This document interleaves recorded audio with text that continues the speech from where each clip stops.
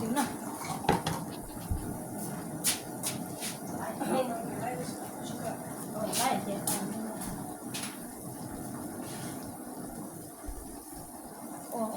Trứng nào. Trời ơi, chặt nó lấy ở vô.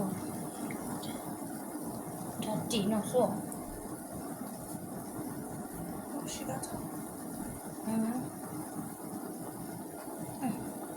Alo không lúc con đi cho mẹ sẽ vô chọn đi. Rồi đôi gì lúc nọ này ra rửa từ thế à? Có lúc đôi thì lúc nọ này.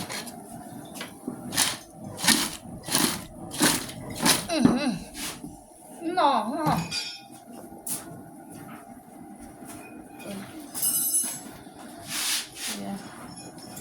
Cho cả chút lỏng cho nó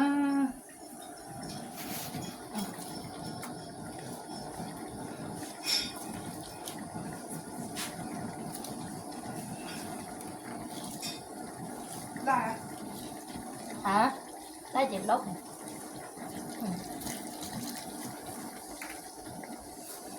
Mở cái phải dạch một xíu nó.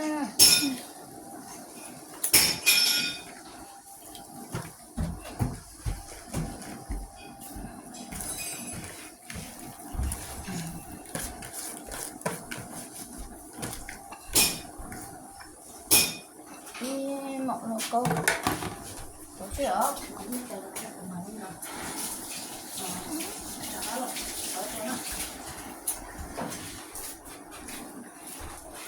cho nó dẹp của chạy lúc đôi vậy cho lúc nồng không nè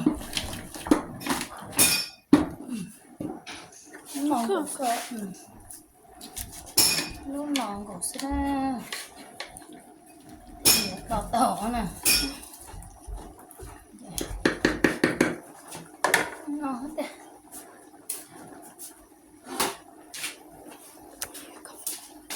Đẹp chút nè. Thì nó có chỉ tư nó có chỉ hết từ từ cái đặc trưng nó cái gì ác lên nữa y me plena suppe scello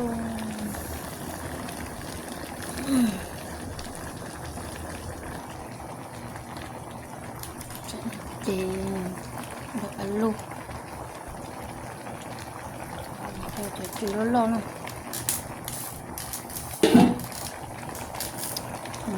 chỉ lo ở cái lo đi từng đi một điểm nó là cái anh này ra nó là cái chỗ này ra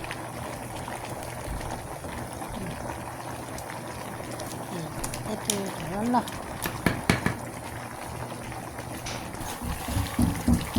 nó ta chọc lên liền cái phải nọ luôn bạn nào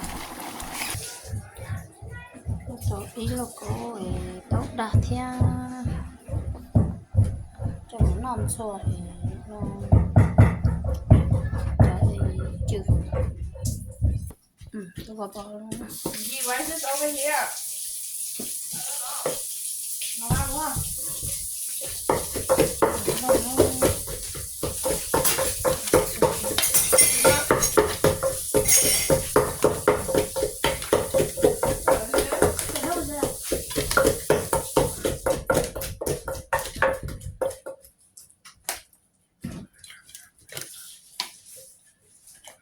Ít tu mà nó lỏ nó ơi chán nó thấy tu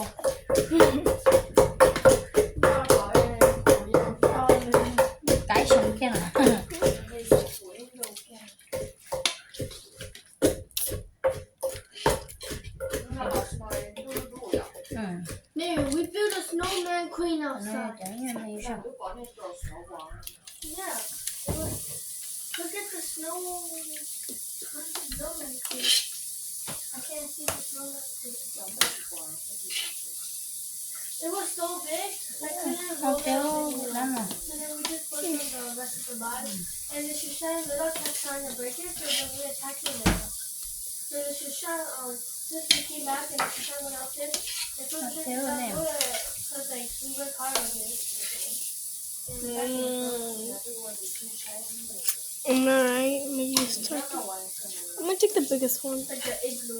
It's right in front of me right now. It's huge. 1, 2, 3, 4, 5, 6, 7, 8, 9, 10. At least it's no 11.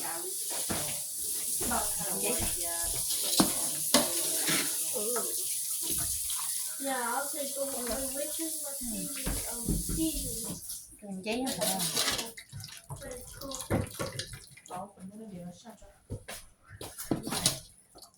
Thanks so much.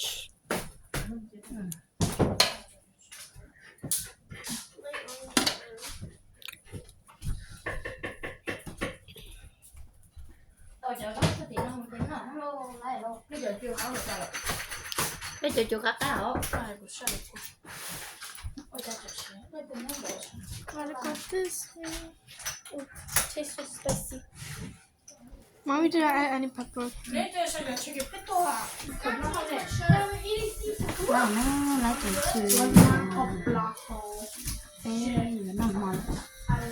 Ý nó là cái tàu nó mỏ đi nè. Nó cái mặt nó nè.